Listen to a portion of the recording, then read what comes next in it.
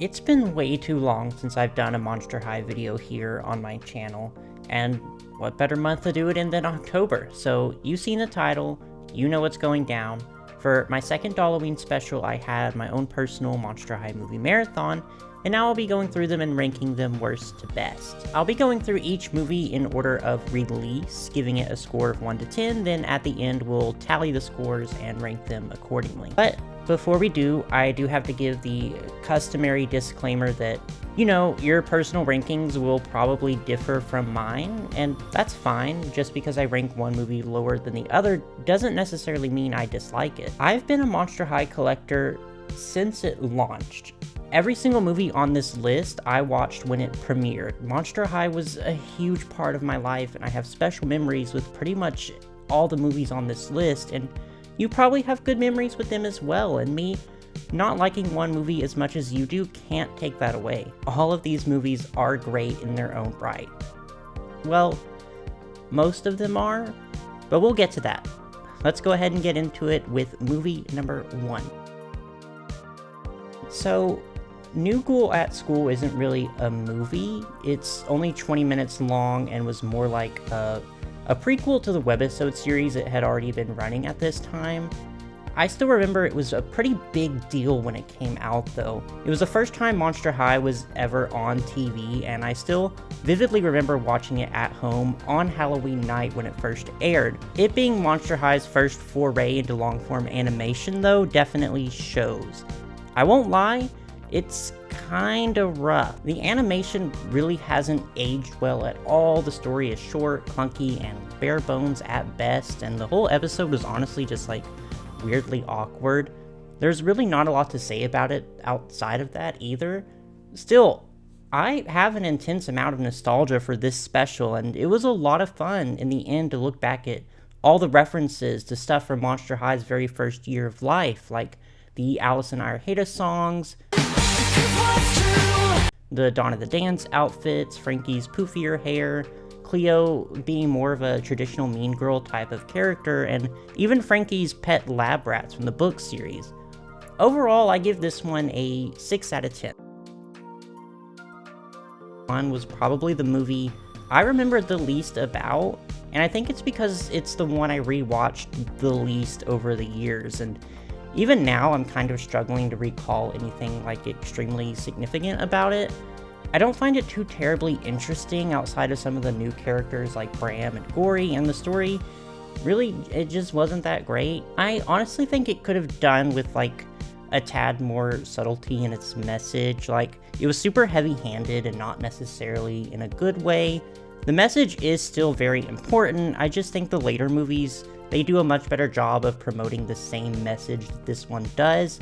It does definitely have one of the scarier and more effective villains in Van Helscream though. I think it could have been a lot more interesting if they focused on like exactly why vampires and werewolves don't get along, since that was like the whole background of the plot, and what that actually means for their respective monster societies outside of just having all these unnamed background characters be mean to each other for 40 minutes and not much else. But maybe that's expecting too much for this particular point in time. I don't think this is necessarily like a hot take or anything either, because I genuinely don't think I've ever seen anyone whose favorite Monster High movie is Fright On. But if you are out there, I'm sorry, I didn't like this one that much. I give it a 5 out of 10. Why Do Ghouls Fall in Love is the first movie in the 3D CGI animation that the majority of these movies are in, and for some reason, like in my head, I thought this particular animation was a lot worse than it really is. Like, it's not Pixar animation quality or anything, no, but it's not bad at all. People act like these movies look like Rhapsody Street Kids or something. But I like this movie. I thought it was a lot of fun, and it showed off all the cast and like their little dynamics really well too. Even the subplot with Gulia and Laguna and Heath, it fit in with everything else pretty nicely. We also got the first incarnation of Cupid before she became an Ever After High character, and I like her here in Monster High a lot better. Overall, I think this movie had a really great message. One not really expected for a Valentine's Day special, in that It talked a lot about idealism and expectations and relationships and the pressure it creates, and although it didn't go too deep into all of it, it handled it all in a very mature and really healthy way, and it did a good job of setting up this conflict around Draculaura and her high expectations without, in my opinion, making her come off like too unnatural or unlikable because of it. Valentine was also a pretty great villain and really added to the movie. His anachronistic country accent and his weird, completely unexplained singing cloud things and all.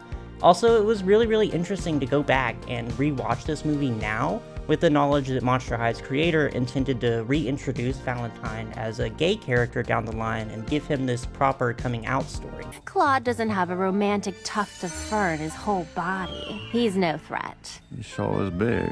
If I had to have one complaint, it would just be that compared to other movies later on, this one just isn't as exciting by comparison, but Monster High was still finding its footing in this time, so I think it makes sense that the plot would still be a little more grounded and low stakes. Also, while Claude and Draculaura have never really been my favorite couple in the series, the movie, it was sweet enough that I really didn't mind them being the center, so I think I'll give this one an 8.5 out of 10.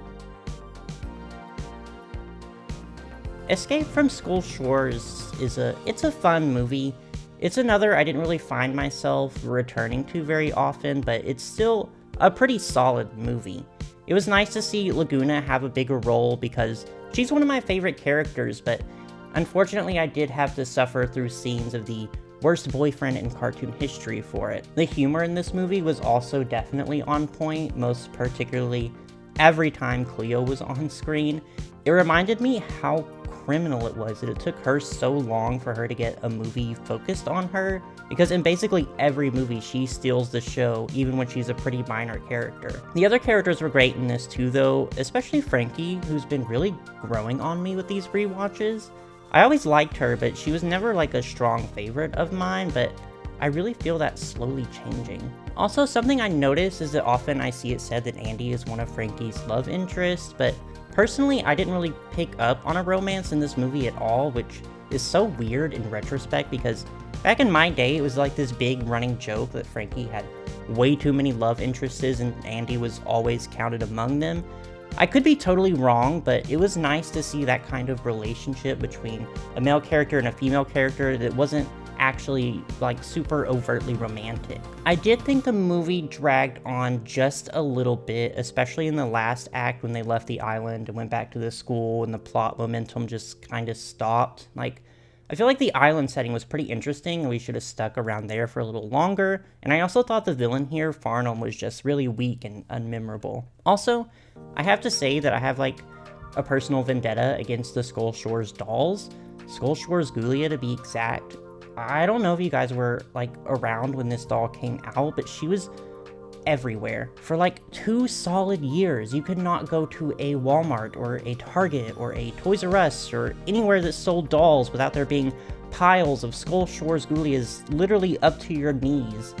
Ghoulia at this point was already like a pretty huge fan favorite, so I think they anticipated she would sell the most, but they like vastly overestimated how many they would need. I completely believe that out in the desert somewhere, there's like just a mass grave of unsold Skull Shores Ghoulia dolls like they did with all those E.T. Atari games. I could not escape her. No one could escape her. But that doesn't really have anything to do with the movie, which I guess gets a 7 out of 10. To be completely transparent, Friday Night Frights has always been a big favorite of mine. It's one of the ones I've rewatched the most, and it's been a minute, but yes, it is just as good as I remember. It's just such a fun movie. Like, okay, I'll give you that the whole plot point about the school losing its crest means it falls apart, and like, the entire sport of Skulltimate Roller Maze makes absolutely no sense, but the movie is actually pretty self-aware of this, and it's completely to its benefit. Which also means the humor in this movie is still really good. I love that even as an adult, there's like so much stuff that I still find really funny about these movies, and yes, again, most of it is Cleo. You know how in my Barbie movie video I had a score for how much I liked Barbie in that movie? I should have one here, but for like just how iconic Cleo was in a movie, except it would be an A+ every time. But as for this movie, you know, I get that the whole message of girl power and girls can play sports too has been done many times before, but I think it's okay that it's not super groundbreaking. It's still a pretty good message, and it works. And something interesting about this movie is that even though it doesn't take itself very seriously, it still tells the story in a pretty smart way. Like, just the overall structure of the movie was really well done. The introductions of Rochelle and Rebecca were both really cool, for example. Though I guess it is kind of funny to think about how Rebecca's corpse was presumably just sitting there in the court for like 100 years and no one thought to do anything about that. But anyways, I give Friday Night Frights a 9 out of 10. Ghouls Rule, or Monster High and the Time Holt Hyde was almost publicly executed, is definitely Monster High at its most Monster High, and it's a very solid movie for it. Such a perfect Halloween special too. It's one of the more enduring Monster High movies for a reason. I definitely love it a lot. The story and the characters were all great, especially Cleo in particular, who has a really great character arc here. It was cool seeing her dynamic with her family for the first time and getting more insight into her. She's always been great up to this point, like I mentioned, but she hadn't really had a serious role yet. Like most Monster High movies, this one also has a strong message that it delivers pretty well. I think the elements of like historical rivalries and acceptance of different communities was done a lot better than it was in Fright On, and it just felt a lot more effective for it. To be completely honest, I still felt myself getting a little misty during Frankie's speech in the finale. It's just such a good moment. The new characters were all pretty great too. Claire and Chad were neat, and Lilith was a pretty great villain, and it had a pretty well done redemption arc. Like, seeing her connect with Cleo was probably a big highlight of the movie for me. Though, I do have to complain about the little subplot with Claudine and Draculaura. It was just very unnecessary and not that great, and honestly, that time could have been used actually letting these two main characters be involved in the main plot of the movie. So as much as I do love this movie, I do have to dock it a little for that. So I give it an 8 out of 10. When it comes to people's favorite Monster High films, Scaris usually ranks pretty high, and I can see why. It's a lot of fun, and it's definitely one of the more aesthetically pleasing films too. I really like the Scaris setting and how it was utilized in the film. That said, it is kinda run-of-the-mill when it comes to this kind of plot. It's definitely been done before, and I think every Monster High movie is kinda predictable because they're kids' movies, but they also just tend to be a little more clever and out of the box than this particular movie was. I also think it could have just used its runtime a little better, as the new characters, Skeleta and Jennifer, were pretty minor characters in retrospect, and poor Katrine was relegated to just a few cameos, whereas a big portion of the movie was dedicated to the other characters just kind of wandering around the city, or Rochelle's subplot, or the male characters flying out randomly in the middle of the movie to join all the others. It actually felt like the main plot, which is Claudine's story, just kind of took a backseat in the end. The movie also doesn't have the most memorable villain in Madame Ghostier, though probably one of the most relatable, in that when no one is paying attention to her, she just dies. But for all my complaints, I still really enjoyed this movie. There were some really great character moments. Rochelle and Garrot were cute. It was awesome seeing Claudine in a leading role. And just personally speaking, the main message of fashion being a form of self-expression rather than adhering to like rules or trends, it really just spoke to me as a designer. So I give Scaris a 7.5 out of 10. 13 Wishes really gives everything you could possibly ask for from a Monster High movie. It has thrills, it has action, it has lore, it has an Ever After High crossover tease, and it even gets a little bit creepy at times. It probably has one of the more ambitious plot lines, but it does one of my favorite things that Monster High movies were doing in this time period, in that they would often take these really overdone stock plot lines, in this case being the whole genie in a lamp granting wishes and causing chaos thing, but it would turn it around on its head and put this huge Monster High twist on it, and 13 Wishes did that really successfully. And this is around the time that I thought the Monster High cast was getting a little bloated. every new movie would essentially have an entirely new cast of characters along with our main ghouls, but I think this movie handled it pretty well. Twyla, of course, was great, and she became a huge fan favorite after this movie. Gigi was awesome too. Jang Good did such an amazing performance as both her and Wisp, which, speaking of Wisp, she's probably the most memorable villain in any of the movies in my opinion. Her storyline and just the way she was acted and the way she was animated were so cool and added so much to the movie. Oh, and the Shadow Ghouls, they were really, really awesome as well. I also have to say it had one of the best and most emotional finales of probably any other movie. I do have a complaint though, and it's a pretty popular one, and it's just that I really disliked how Laguna was handled in this movie. It's a shame that around this point she kind of stops being a main character, and her character ends up just kind of revolving entirely around Gil. And honestly, if the movie wanted us to ship Laguna and Gil after this, they did a really, really terrible job of that, but I loved everything else, so I give this movie a 9 out of 10. So, if I had to describe Frights camera action in a word, it would probably be messy. I did like that it wasn't like the super predictable Hollywood adventure plot, but it definitely needed to center way more around Hollywood or Hauntlywood for a movie called, Frights camera action. There was just a lot going on and a lot of different plot lines, and it turned into like a world-traveling, weird scavenger hunt kind of movie rather than what I expected. It honestly felt like they took like 3 different movie plots, figured out none of them had enough content to justify a whole movie, so they just fused them all together, and it didn't entirely work for me. The movie just dragged on for what felt like a half hour too long. I remember people really not liking this movie, but mainly because it focused on Draculaura, and at this point the fandom really did not like Draculaura because they felt like she was being promoted by the franchise too much. But personally, I've always liked Draculaura actually, and I liked her in this movie a lot. I think she had a really nice character arc here, and Rebecca was being given like this overarching plotline revolving around her father, which is really cool. But everyone else in this movie, except Cleo of course, was honestly just kind of forgettable, even including all the new characters they introduced. They just weren't given a lot of screen time or personality, and even Elizabeth, who the entire movie kind of hinges on, just felt like a pretty pointless addition to the cast in the end. And it's a shame, because I do think this doll line has one of the strongest and most interesting new cast of characters, but overall I give Frights camera action a 6.5 out of 10. Freaky Fusion is a bit of a weird movie for me, because the first like 2/3 of it I don't really care for, but the last act and the finale I really love. It deals with even heavier subjects than normally, like existentialism for one, but also the concept of found family, or using the monster hybrids as a metaphor for mixed race children who have trouble feeling like they belong in a certain community. And I think some things were handled pretty well, but some things kinda weren't.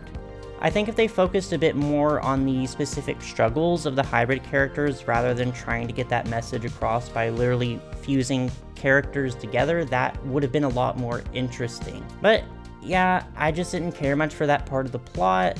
I know they needed to promote the Freaky Fusion dolls, but I just feel like the focus was really misplaced. The parts of the movie about time travel and Frankie's family history, however, I found a lot more interesting. And the storyline with her grandfather was genuinely very heartwarming and very well done, but it did lose momentum a little bit with her literally dying.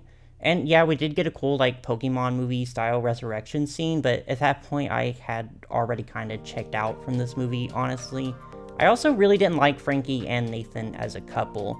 This movie did some really interesting things, and even some really poignant things, but I just didn't love all of it, so I give it a 6.5 out of 10. But hey, at least you can buy Frankie's recharge chamber, so you too can recreate the moment she tragically died in all of her friends' arms. So, unlike with the last few movies, I think with Haunted they really figured out how to use the runtime really well.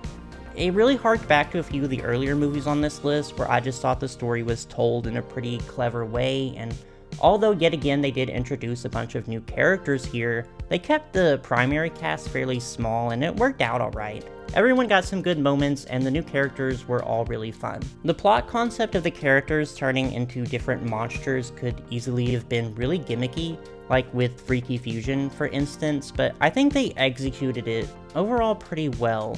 Though, as much as I did like the story, a pretty significant part of the runtime was dedicated to Spectra and Porter's developing romance, and that honestly kind of bored me. And that's not any kind of comment on the ship, I really just am not a fan of heavy romance plots in general, and I know romance has always been a part of Monster High movies, but it just felt especially prominent here. I also think the ending was a little disappointing. The big villain just kind of apologized and everyone instantly forgave her, which I'm not against villain redemptions at all. I just feel like considering she attempted to enslave every single student in both Haunted High and Monster High and imprison them for all eternity, there should have been some kind of lingering resentment there. I don't know, I think that could have been done a little better, because I did really like Spectra's speech there in the finale and thought that was honestly an incredibly touching scene. Who is doing this to me? You're doing it to yourself. I give the movie an 8 out of 10. I remember the first time I watched Boo York, Boo York, I was actually pretty disappointed with it. I think for the first and only musical movie at the time, I just expected a lot more, but over the years, I've warmed up to it quite a lot. The story definitely isn't as elaborate or exciting as some other movies. It's actually pretty paper thin, but it's still a pretty fun movie with some good moments, and it's already at an advantage for being a musical and also finally being a movie centered around Cleo. That said, I still have the same complaints as when I first watched it. For one, even though the songs are honestly pretty good, for some reason I'm pretty sure there's only 2 singers on the entire track, like just one female and one male singer to voice all the different characters. And in the movie, it's so distracting. Like, there's a duet with Cleo and Deuce, and it's just so obviously not their voices, and it's so weird. Sorry, it's over. This can't be over. Or when Torlai and Luna are singing in their number, and it's supposed to be this cool duel between them where Luna upstages her, but they both have the exact same singing voice. If you're listening to the soundtrack, you probably wouldn't even know this song has 3 different characters on it because they all sound the same. The only exception to this I remember is during Empire, when they let Cleo's dad join in with his weird old man voice. I'm a goddess. Don't be modest. When we run this kingdom, it's gonna be monstrous. Empire does still go all the way off though. Also, Wine was operetta in this movie. She had literally like 2 lines, and aside from Seth, the new characters, they really didn't offer much either. Something about this movie just felt very rushed, and I think that it was. From what I remember, this was the most heavily promoted Monster High movie, so there was probably a lot of pressure to finish it as quickly as possible. So I think that's what disappointed me at the time. There was just so much hype surrounding this movie, and it really didn't live up to it in my opinion. Looking at it now, I can appreciate it for what it is, but yeah, it definitely could have been better. Also, I know I said earlier I didn't really care for romance, and I stand by that. Caddy and Pharaoh's storyline really bored me, but Cleo and Deuce definitely did tug at my heartstrings quite a bit. Also, if I can just rant, Nephra's model in this movie bothered me the entire time. For one, her hair had like a permanent crease in it where her headband was supposed to be, and it was super distracting. Second, it's kind of a big part of Nephra's character that she always covers the birthmark on her left arm, but the movie had her walking around sleeveless and completely without the birthmark at all. And I know it's nitpicking such a small detail, but that's the point. Her birthmark was such a really cool, really small detail that you wouldn't even know was there on her basic doll unless you took off her outfit. The doll for this movie does at least make sure to cover it up though, and I'm getting off topic again. Boo York gets a 7 out of 10. So, Great Scarier Reef has a pretty bad reputation, and I think it's just because it was the last movie of Monster High's first generation and people just kind of associate it with the end of Monster High as we knew it. And I get why that stings, but looking back on it, it's not that bad of a movie. It's not the best movie, no, like the animation in this one was a really notable downgrade. It was less exciting and more low stakes than the other movies, to the point where it was honestly pretty boring in places, and the plot was incredibly contrived, Like, it never even bothers to explain how or why the ghouls transformed into mermaids, they just do. Also, dare I say, the movie could have used a little more Cleo. That said, you know I love mermaids, and I love the fact that we finally got a Laguna-centric movie, and it was really nice to see her be a more vulnerable character, because up till now she was always kind of this perfect mentor type. I do wish they had chosen something else for her to be afraid of, though, because dancing just doesn't make sense. She's been shown dancing just fine in the past, and even has a doll in a dance-themed line. Monster High's continuity has always been tenuous at best, but this in particular just seemed like a really big oversight. Laguna also just seemed very out of character for most of the movie, and I think that was in part due to her new actress, who still did a wonderful job, but she just felt not a whole lot like Laguna to me. But I really liked the new characters we got, especially Kala, who was a pretty interesting antagonist, and her redemption and conversation with Laguna in the ending I thought was really well done. Overall, I give it a 6.5 out of 10. With Welcome to Monster High, we officially enter the reboot era.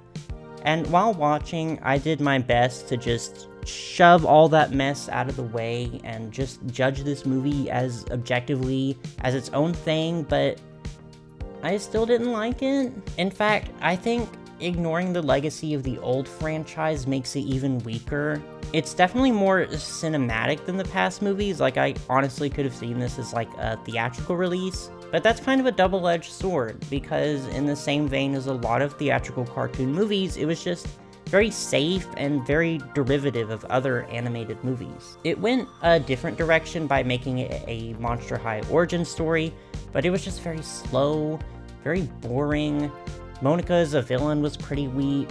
Ari was also a very weak character, and her storyline was so poorly executed. This is also a pretty personal gripe, but in the first generation, Monster High, the actual school, was just such an interesting setting. It had so much lore and some cool mystery surrounding it, but in this new generation, it was just some old house they fixed up. It's not nearly as interesting. Yes, the animation was improved, and the main cast, they were all pretty cute together, and I'll even admit it had some good humor here and there too, but not enough to save it. I didn't like this movie very much. I give it a 5 out of 10. I have a lot of questions about Electrified. For one, why is Frankie able to create life? 2, how was Monica able to drain the town's electricity from a power station that was abandoned? If Claudine's dream was to be a fashion designer, why did they open a hair salon? Why was Monica considered the villain when she just wanted to do some mild mischief? But it was Frankie and her friends that renovated a building they didn't own, opened a business and styled hair without a license, and plausibly committed several instances of tax fraud. Yeah, I wasn't a huge fan of this movie either. I think it was a little more ambitious and original than the last one, but it still didn't entirely work. The writing was pretty lazy, the side plot was pointless and awful, so many things didn't make sense, and look, it's okay for plots to be kinda dumb and nonsensical, but I think this movie took itself just a little too seriously for that to be a good thing. I give Electrified a 5 out of 10. Kind of a bummer to end on, but imagine how we felt in 2017. So that's 15 movies. Let's see how they stack up. At the very bottom, at number 15, she should be pretty familiar because we just covered her. It's Electrified. Yeah, like I said, pretty big bummer to end on. At number 14, we have her sister, Welcome to Monster High. Proof that better animation does not necessarily make a better movie. At number 13, we have Fright On. Though I do have to say the gap between how much I like Welcome to Monster High and how much I like this movie is actually quite a large one. Number 12 is New Ghoul at School. Still love her, don't get me wrong, but it is interesting how the bottom 4 are the very last and very first movies. Number 11 is Freaky Fusion. I just thought this movie could have been improved in a lot of areas. Shout out to the hybrids though, I do think they're awesome. Number 10 is Great Scarier Reef. I don't dislike it as much as some others, but it did end up being a little messy and pretty boring in some places. Number 9 is Frights Camera Action, which actually tied with GSR, but I don't know, they have a lot of the same issues, but this one was just a lot more fun to watch. Number 8 is Escape from Skull Shores. You really wouldn't know Laguna is one of my favorite characters from these rankings, would you? Anyways, it's good, it's just not a personal favorite of mine. Number 7 is Boo York, Boo York, which again actually tied with Skull Shores, but it comes down to which one I had more fun with, and of course I have to give it to the musical. Number 6 is Scaris. A little predictable and definitely had way too much going on, but it's still a very solid, very fun movie. Rounding out our top 5 is Ghouls Rule. It's the quintessential Monster High experience and it's great. But at number 4 we have Haunted. Missed the mark just slightly with the ending, but overall I really love this one. Number 3 is Why Do Ghouls Fall in Love? She's great, we love her, awesome movie. Now the top 2 were also tied and it was pretty difficult to choose between them, but in the end I do think I have to give second place to Friday Night Frights. It will always be one of my favorite movies, not even just for Monster High, but like in general. But the winner of our ranking, the number 1 spot goes to, of course, 13 Wishes. I love this movie so much. I think I love it even more now than the first like 26 times I watched it. And I'll be rewatching it for years to come, and I don't think I will ever get tired of it.